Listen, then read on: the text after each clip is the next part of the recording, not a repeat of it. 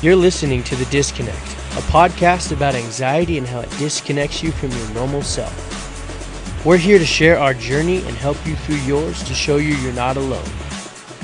And now, your hosts, Austin Grant and Lindsay Jones.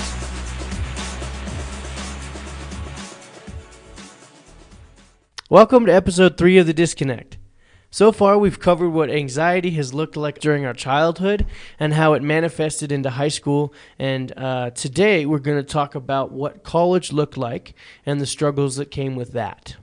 As a general reminder, Austin and I are not medical professionals.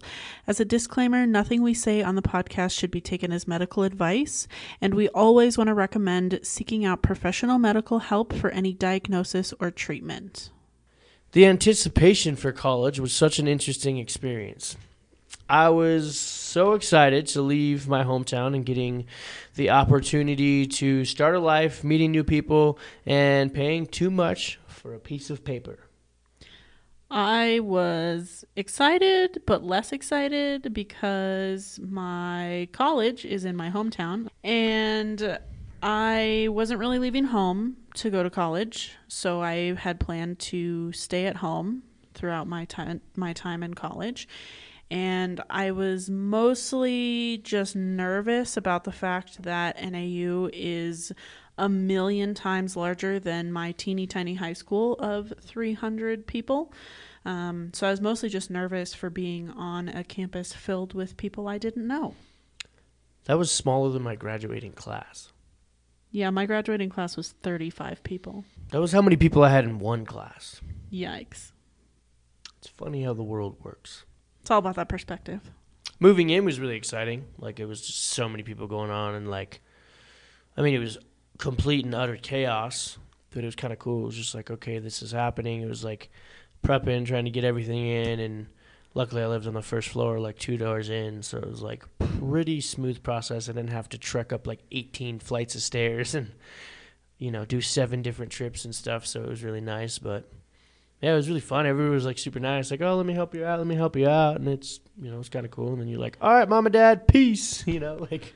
I was one of those people helping people move in. Oh, so nice. Yeah, before I started, I was in the EDGE program, and one of our projects was to help incoming freshmen Live life on the edge. Yeah, that move all of their stuff into their residence hall. So I had people help me. They brought the little crate over. Very long time carrying things that didn't belong to me up flights of stairs, which, if there's any kind of service project, that is definitely a service project. This has no benefit to myself whatsoever, other than, the athleticism of it. Getting your steps in at 7,000 feet. Getting a lot of steps in. Yeah, so freshman year was the most anxious time for me, outside of helping people move into their residence halls, because I didn't know anybody who was coming to NAU. Nobody from my graduating class was coming here as far as I knew. Now that I think about it, maybe I don't know. But I'm 90% sure, none of my graduating class decided to stay in Flagstaff. I'm pretty sure that everybody either left and went to another state or went to, ASU or U of A or something like that. So my classes, when I first got here, I didn't really know anybody in them. So it was just making friends all over again, which is hard for me because I'm not a social butterfly. I am the opposite of a social butterfly. I don't like to interact with people that I don't know. So it was an experience for me having to learn how to make friends again after not really having that experience, because middle school into high school, I knew people going into high school who were going to my same high school. So some of these people that I graduated with, I'd known since I was in kindergarten, which is a very long time to have friends.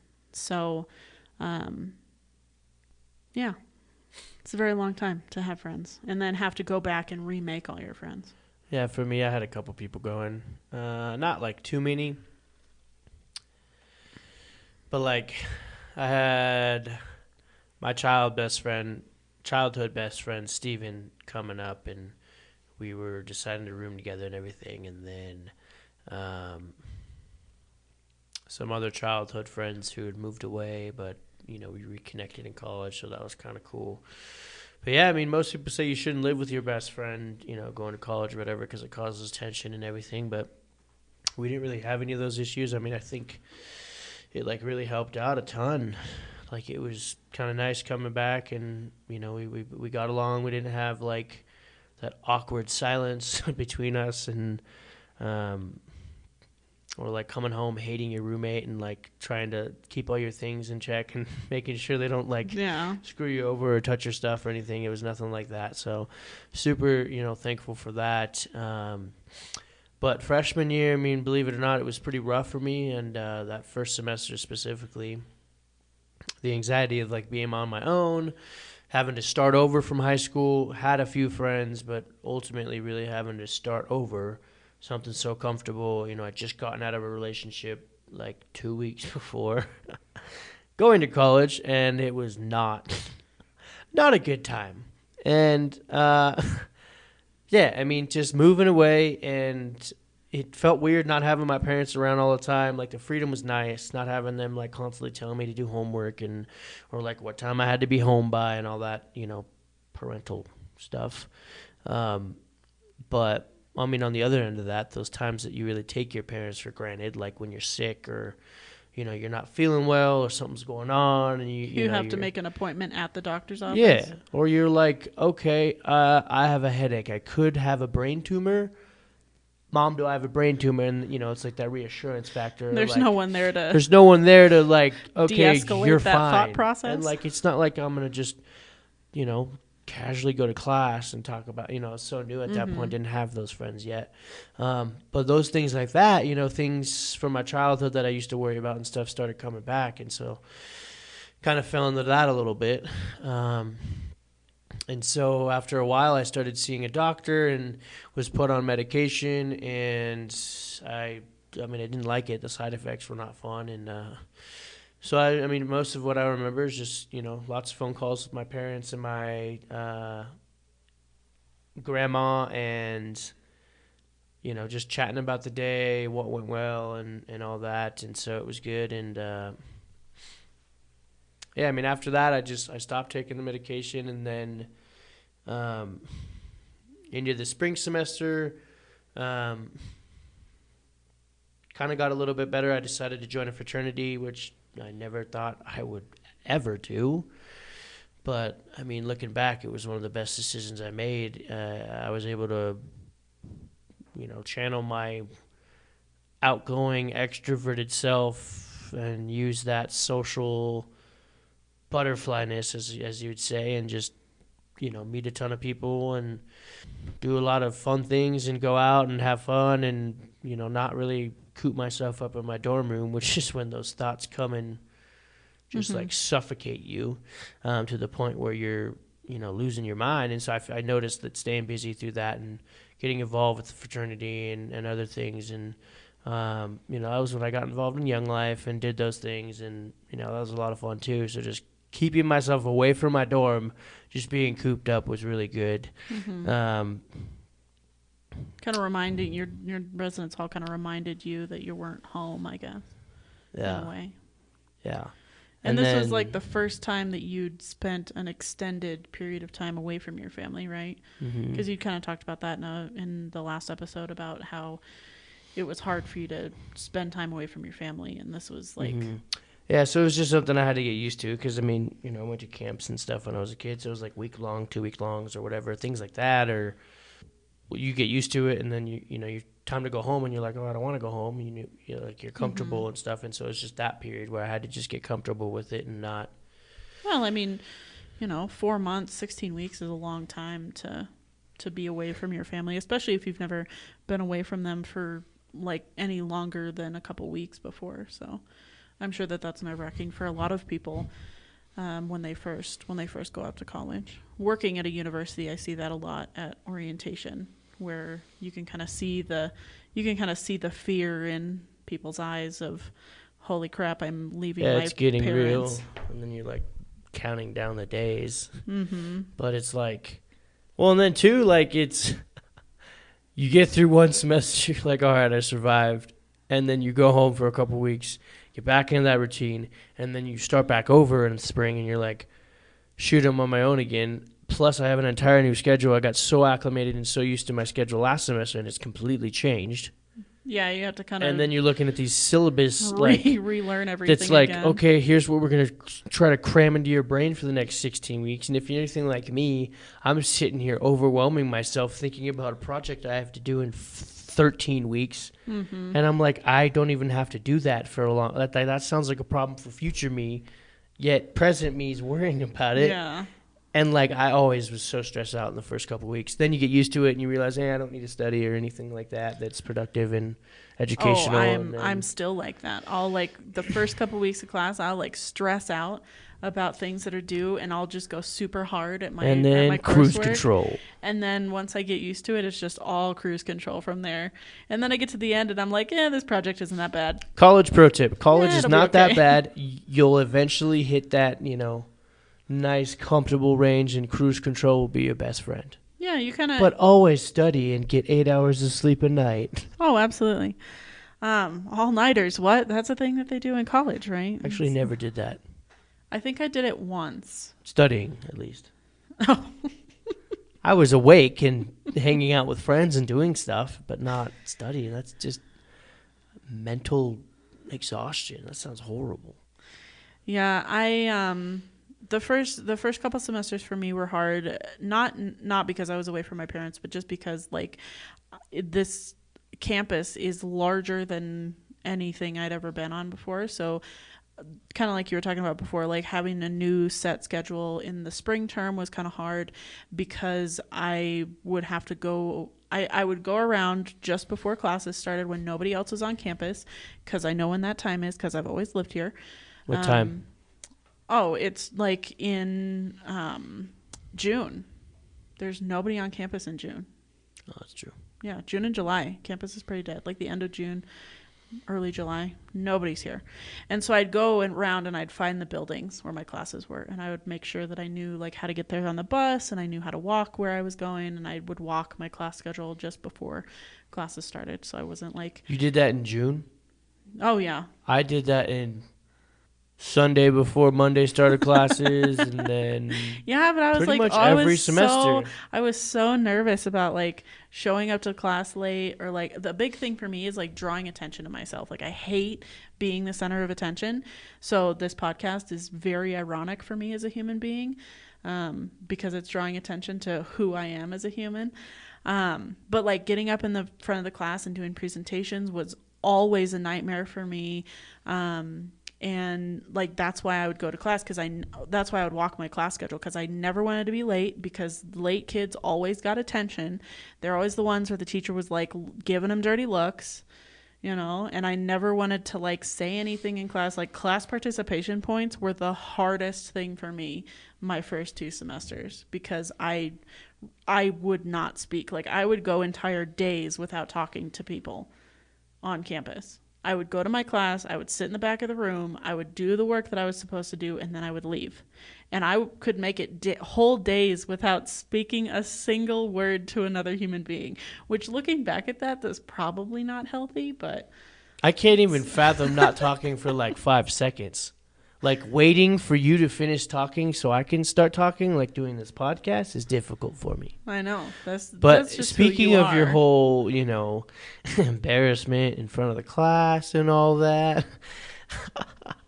So Drew and I took a business writing class together, and we were both enrolled in it because it was an 8-week class. And so we show up to this class. For some reason, we couldn't see it in our, like, class schedule. And we're like, okay, are we still in the class? Are we, like, what happened? Cool. Don't know. We'll just show up. Great. Mm-hmm. And so we show up to this class, walk in, sit down like normal. Everybody's there. First day of class. Great. Introduce yourself. She takes roll. To make sure, because it's the first day of class, make sure everybody's where they should be. We're not on the list, and we're sort of like, okay, like, she's like, if I didn't call your name, raise your hand. So we raised our hands, and I think that we were the only ones at that point. And, Yikes. after 5 or 10 minutes, it's just like, okay, why are we the only ones in this room that are not being called on? She's like, yeah, so this is an 8-week course, and you guys signed up for the 8-week course that starts in October. So we showed up to this English class 8.5 weeks prior to when we were actually supposed to be there. That is like my worst nightmare. And that happened, and I was like, wow, that is something cool. that freshman year me would have nightmares about. I was like, all right, sounds like a problem for 8 weeks from now. And I was like, brushed it off, and Drew and I went home and played some video games. So it was a great day. Goodness. But yeah, I mean, so freshman year you would have freaked out. What about sophomore year you? Before we move on to sophomore year, do you want to explain who Drew is real quick so that people aren't confused while we're throwing names around? Drew is my roommate, who I met freshman year. No, not freshman year. Kind of freshman year. We joined, we were in the same fraternity. We didn't really know each other freshman year. But then sophomore year, we moved in together. But I'll kind of talk about that. Okay. In a sec. Perfect. I just didn't want people to be confused. Hi, Drew. Hi, Drew. We appreciate you. So sophomore year, anxiety was, I got a lot better because I got used to the whole class routine thing. Would still make sure that I knew where my classes were ahead of time. I didn't really have to do it in the intensity that I did it the first 2 semesters because I had a general idea of where everything was now. And I had made some friends, which good for me. Not being a social butterfly, that's quite an accomplishment. And my anxiety also got better because my second semester of my freshman year, I got a job working at the university call center. And so at my job, I was making outbound calls to prospective students or students who are newly admitted to the university. And so starting that job was kind of a big turning point for me in my life, looking back at it now, because it really helped me develop into who I am now. And I wouldn't say that I'm outgoing. I'm definitely an introvert right now. But I can actually get up in the front of a classroom and give a presentation or talk to people that I don't know. Like I do that every day in my job. And so that at that point I'd been working there a full semester, and it really helped me kind of develop my people skills, I guess, and learn how to actually talk to people, because that's a scary thing. And so making those outbound calls, just talking to random people, really helped alleviate a lot of my anxiety. So sophomore year for me was pretty easy. I just kind of took some classes that I didn't think I would take, and kind of went outside of my norm. Yeah, sophomore year my anxiety got a little bit better. We were just getting acclimated. I mean, I went home that summer and worked, and then came back, and so there's still a little bit of that at the beginning, starting classes and getting back, moving back from being home to back on your own. It's just like, all over again, but it was a little bit better because I had, established friends, and I was coming back to the fraternity, and at the time I lived in the Greek dorms and everything, and so that was when I lived with Drew. I moved in with him, and at that time we didn't really know each other, but it was kind of cool. We just moved in, and then instant connection, and I don't know, we just became really good friends. And found out he struggled with anxiety all his life too, and him and I would just talk for hours and hours and hours about things that we talked about, or things we were worried about, or stuff we were dealing with, and these things that anxiety does to you, and these symptoms, and the hypochondriac. He was spit image. I was I feel you. For the first time in my life, I was you understand me. And so it was kind of nice. And through that, we just we hit we were just really good friends from the start. And that semester was one of the hardest semesters academically for me too, so it was kind of a stressful time school-wise, and I also started working at that call center as well that semester. But even through all that and the adjustments and stuff, I still made the dean's list that semester while working, 15 to 20 hours a week and doing full-time. And that semester, I think majority of my anxiety came from microbiology lab. Looking back, it's one of my favorite classes I've ever taken, but in the moment, that was like causing me the most anxiety. Oh, really? We're like dealing with and playing with bacteria and all this stuff, and like my inner germaphobe self is like freaking out, but I'm like having to collect myself in this lab, and like, oh, it was horrible. Like some people love the labs and things like that, but I'm like, this is not for me. But it was like such an interesting class, like learning about all that stuff and doing all that stuff. It was so fascinating, but I was like, this is not good for me. But yeah, I never had to take a class like that. I took a lab, but it was a bio 181 maybe. Yeah. It was easy. It was pretty easy. Mm-hmm. So I never, but that, I did a bachelor's of arts, so I didn't have to do anything beyond that.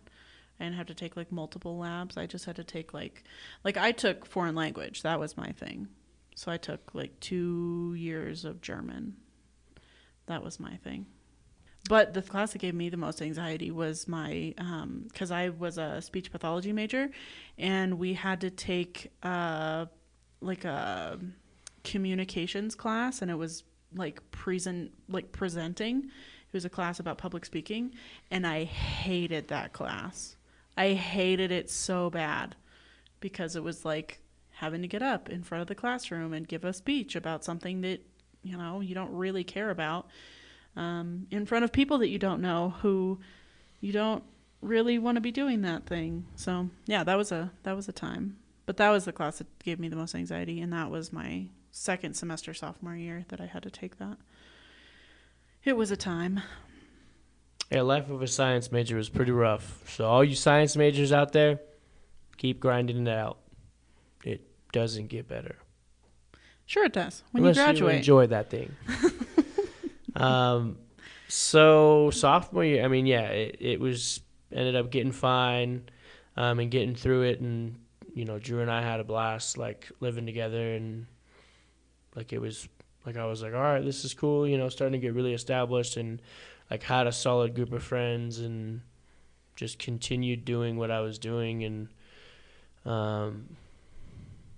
staying busy with the fraternity, playing in intramural sports, and just hanging out with the guys, and it was just some of the best times of my life.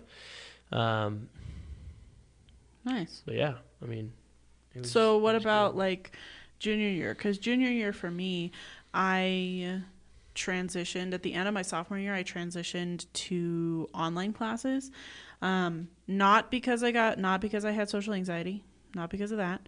I had some life stuff happen, and online was just kind of a better fit for me. It also is a better modality for my learning style, because I have a really hard time sitting in a classroom having people lecture at me. I'm the type of person that learns better by doing instead of by hearing somebody say it. So having to changing to an online class structure was really good for me. I probably would not have passed anatomy if I hadn't been online, actually, because I got to teach myself things instead of have somebody yammer on at me. So what about you, junior year? I took anatomy end of sophomore year and then first semester junior year, and I couldn't imagine taking that online. That was so dense, and there's so much stuff, and just I don't even know how you do an anatomy lab online. Like, how do you dissect something and not? Well, we didn't have to do a lab. Okay, well, that's the entire point of the anatomy. You have man, to dissect things. I don't want to touch it. I don't want it. Touch squishy, smelly, weird. I'll look at pictures of it, but I don't want to touch it. Soaked things. Nah, I'm good.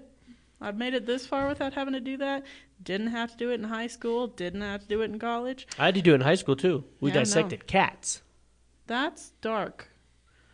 Why cats? What about frogs? I don't know. That's so weird.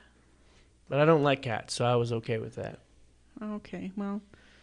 But I mean, yeah, I mean, like, anatomy was pretty rough. I mean, junior year, but junior year was kind of cool because it was the first time I moved off campus and had an apartment with my friends and moved in with Drew and Steven again, and then we had another roommate, David. It was kind of cool. I mean, cramming 4 dudes into 2-bedroom apartments is always a fun time, but you got to do what you got to do to make that rent cheap. It was a good time though. We had a blast, and by then you're like, all right, 3rd year in, you're kind of slowly kicking that into more of cruise control. You're like, okay, I got this. I got the hang of this. I know kind of what it's like. I know what to expect. 2 more years, and I mean, the process of getting the apartment set up and everything was pretty stressful. Like figuring out co-signers and how you're gonna pay for rent and this and that, and then having to make your own food as opposed to just going to the dining hall or just picking up some food on your way to class with your meal plan or whatever you have. So that was a weird adjustment. Junior year is the first year you lived off campus? Mm-hmm. Yeah. But I mean, it was cool. I mean, it was nice to have that freedom and not be tied in the dorms, and you actually had a space to call your own, and you can, it's just not like restrictions or like RAs or like people right next door to you that are just like annoying as hell or, I mean, it was like a cool experience, like having your own place and like with your friends, and, not always being on campus was kind of nice. I mean, granted, there's definitely those times when like I missed being on campus because everybody was close. Because junior year was like, oh, everybody's moving off campus, so you're kind of separated, and so you're really only seeing your friends or maybe a couple hours a day, unless you were hanging out on the weekends or after classes and stuff. But yeah, I mean, so it was nice the first 2 years being centrally located, and everybody, all your friends are on campus, and so it's just a matter of walking over to their dorms to hang out or whatever. And so now it was a little bit harder, and I definitely noticed there was like a little bit of a disconnect between some of my other friends and I, junior year on, because we weren't living as close together or whatever. And so it was weird, but for the most part, I mean, junior year was a pretty good year. And like, I mean, I really enjoyed it. And what about you? Junior year is the year that I started working full time. So that was fun. Working full time and going to school full time was definitely an experience. But I didn't really have like a lot of anxiety around school because I could really set my own pace to it, because I could learn at my own pace. And so working during the day and then just working on homework or whatever at night was pretty good. And I didn't really make any kind of like super lasting friends. I have some acquaintances that I know from college, but I don't know. I didn't really. Most of my friends I made working at the call center. Like all of the people that I know now I'm friends with because of the call center. Like that's where I met you. That's where I met one of my really good friends, Ryan. That's where I met one of my really good friends, Kathleen. Like that's where my core friend group comes from, is from the call center. So I sometimes wonder like if I missed out on having the living on campus experience, but that's not that. I don't think that was ever really my cup of tea. And so I think I probably would have been pretty miserable living on campus. Just because of how many people are on campus, it just freaks me out, still being on campus. Like when all of the students are here, there's so many students on campus. It's like, it's kind of hard to like go do things because there's so many people here. But yeah, I didn't really have that much anxiety around school. It was mostly just, worrying about paying the bills and stuff like that. So I don't know. There's something about sharing a shower with an entire dorm of people and having to wear flip-flops every time you shower I don't know. to protect your toes from diseases. I feel like I got that experience at Girl Scout camp. I think I'm good. I mean, that too, but I don't know. I mean, it makes I you think I'm good. appreciate. I think that's what I appreciated most about moving into my own apartment was like, oh, this shower's clean. And it's like, it's ours. I don't have to, like, nobody else is using it. Like, I can just, I mean, granted, you can't take like 45-minute showers now because you have to pay for that now, which sucks. In the dorms, you can just leave the lights on all night and, take 50, 60-minute showers in the middle of the night. And you're, depending on your water or whatever in the dorm. I mean, mine was always hot. Like, I mean, it was a smaller dorm, so it was pretty nice. But, moving to the apartment, you're like, okay, if I take a 50-minute shower. Oh, you're going to be in cold water real quick. And then, you're paying super high water bill and everything, and your roommates times that by 4, so it starts to add up, and it's crazy how you start to think about those things, when you did the first couple of years, and so. But yeah, and then moving into senior year, I stayed in that same apartment, stayed living with Drew, and then we had another roommate, Jesus, who we met and had some good times that year. I started senior year by visiting Drew in San Francisco. And, I flew out there and then, because he didn't want to make the 10-hour drive from San Francisco by himself, which now I understand why. Worst decision ever. So if you're commuting from the Bay and you're doing that 10-hour drive, it is not pleasant. It's a time. It is very hot and boring and full of congested California traffic that I do not like. And then you get to the flat desert just as you. Yeah, and you're like, this is worse than Arizona. Man, like it's so bad.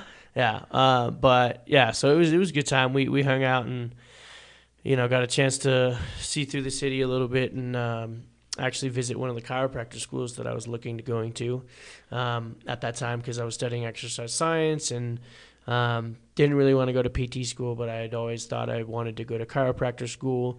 And so when I was there, I was visiting a school in San Jose, and I don't know, I mean, just walking through the classes and like we got to sit in a class and just touring the campus that day. I mean, keep in mind the campus was one building and probably like a quarter of the size of this library. Oh man, that is way more my speed. One story. And just like thinking of like looking at the curriculum and hearing all these people talk about how much time you're spending studying and studying for the boards on top of your classes and 8+ hours a day, 5 to 6 days a week for the next 3 years was just like there was so much anxiety around that, and I just was not about it. And I mean, keep in mind the cost in itself, in San Jose was just astronomically high, and I was like, I don't think this is possible for me right now. And so I decided not to go that route, and so senior year was kind of a rough patch just because I was trying to figure out what I was going to do, as this was my last year, and I thought I was going to do, chiropractic once I graduated. And so here I was 6 months before graduating having no idea what, I was going to do. But then I ended up meeting my girlfriend, Jess, and she kind of helped me really push through those final months of my senior year, especially with senioritis kicking in and just not motivated at all, stressed about what you're going to do, but also like, okay, let's just graduate and then figure it out. And so those last couple months were pretty tough, but she helped me out, through that a lot. And she's, been one of the biggest blessings thus far, and she's been one of my biggest supporters through that. And so thankful for her. And so through that, I was able to make it through. And I mean, senior year wasn't, it was crazy, but it was like a bittersweet moment. You're like, all this 4 years, you're like, I just want to graduate. And then at that point you'll get a job and everything, and then you're just like just the fact that it was all happening in those moments, I was just like, where has the time gone?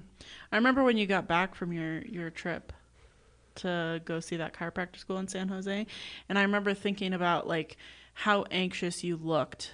Like you just looked so anxious. Like that trip did not make you feel better about it. If anything, it just like cranked up that anxiety a couple more notches because you were faced with the reality of what going to chiropractor school actually meant in that moment.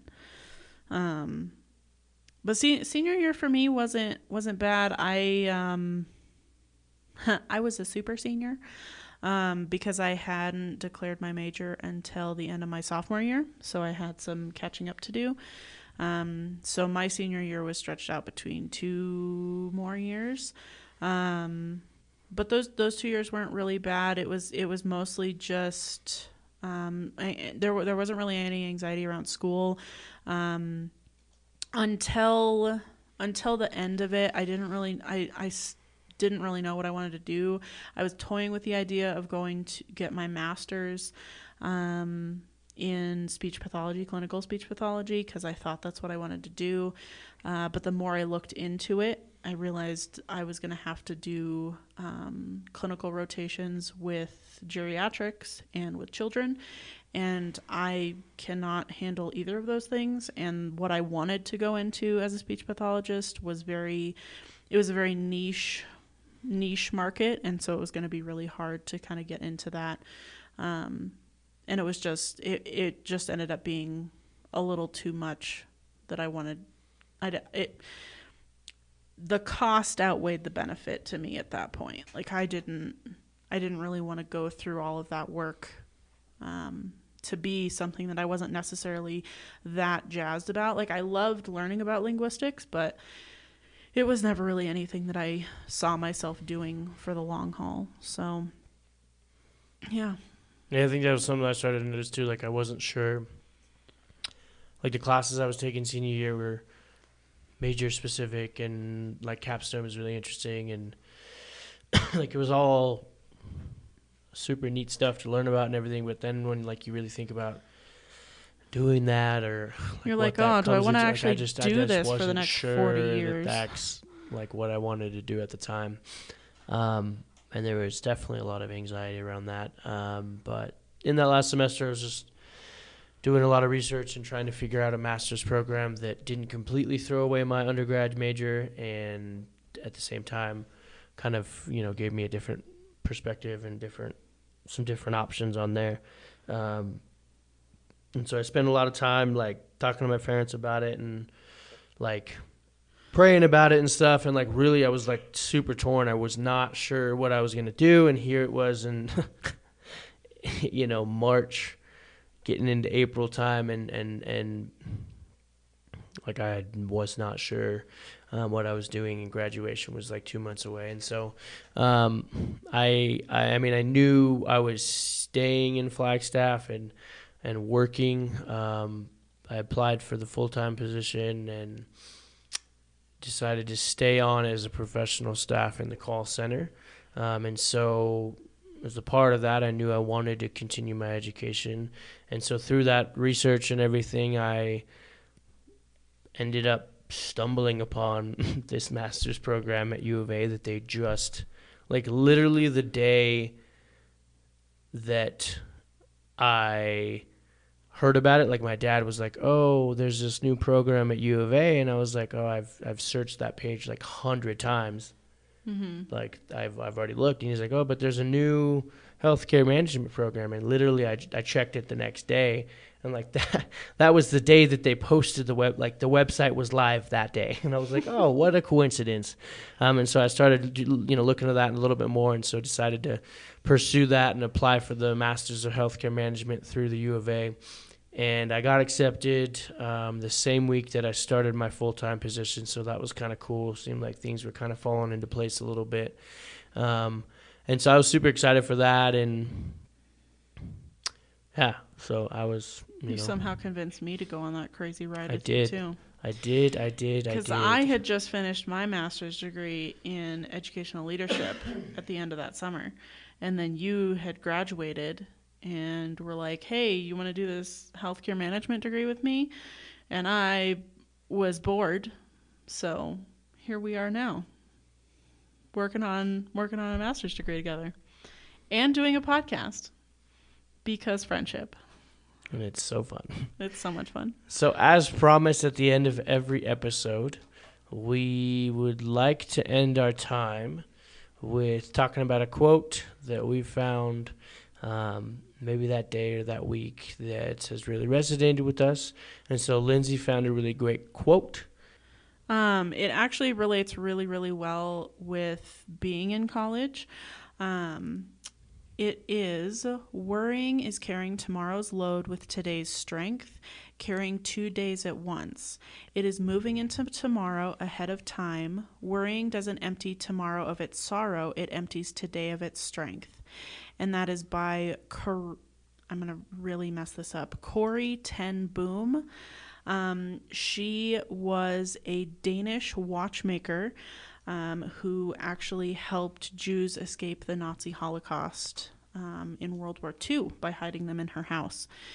And we really found that this quote resonates with us because in college it's so easy to worry about things that are way in the future. So kind of like we were saying before about being anxious about a test that's due in the future or a project that we had to do at the end of the semester, and just overly worrying about that in the present moment is really splitting your time between the right now and the future. So even in my life now, I find that I find myself worrying about things in the future that maybe I can't control in the present moment, but for some reason my brain wants to try to fix it now.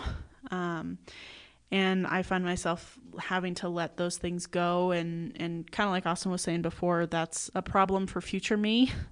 And just kind of making time for the present moment and making sure that I can put all of my focus into the problems that I'm facing now rather than the problems that I might be facing tomorrow or a week from now or 2 weeks from now. So It's funny you say that because I forget which year it was, sophomore, junior. They all kind of blend together now. But I remember I was leaving the library, and I don't remember it at the time, but I was like super stressed out.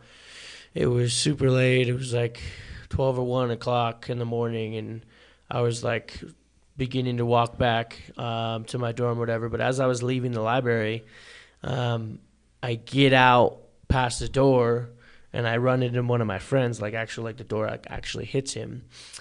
And we had not said anything, hadn't seen him in a while.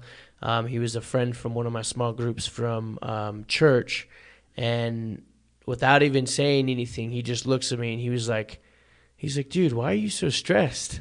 And I'm kind of looking there like, trying to brush it off, or like I didn't realize that I was like outwardly looking so stressed because I was like really anxious and stressed out about a test I had the next morning. I think it was anatomy actually. And he looks at me, he's like, why are you so stressed out? Like, whatever you have going and whatever you're focused on right now, like, what is that going to do for you 5 to 10 years down the road? And so I started to talk to him. I was like, I'm nervous about this test and like how I do on it, et cetera, et cetera. And he's like, yeah, but if you really think about it, like, what good does that do you to put so much time and so much focus and so much energy into worrying about it when this test is going to pass, whether you like it or not, whether you do good on it or not, that's really not going to matter. And I mean, to be honest, he was completely right. I mean, from that point on, I kind of shifted my focus a little bit on that, and it got to the point where I was studying for tests, and I wasn't completely blowing it off or anything, but at the end of the day, I was not letting it consume my life. Because I mean, you heard me talking about it right now. I can't even remember what test it was or what year it was. Mm-hmm. Yet at the time, in the moment, I was so focused on it, and it was consuming my mind and my thoughts, and so I really enjoyed that quote. And so, yeah. I think it's a good reminder of that the thing that you might be going through right now, will pass, and future you will look back on that moment and maybe barely even remember it. You might be going through something right now that you think is really, really difficult, and in that moment it might be really, really difficult.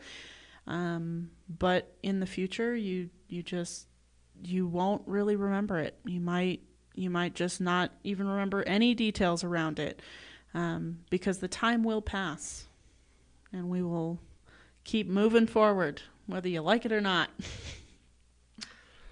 Yeah, so we hope you enjoyed this quote. Please go ahead and share with us, what this quote meant to you, or if there's anything in particular that you're worrying about or something that you really can't control right now. Let us know by DMing us on Instagram or Twitter at FrankDisconnect, or by emailing frankdisconnect@gmail.com. Go ahead and follow us on Spotify and iTunes. Tune in next month for another episode of The Disconnect.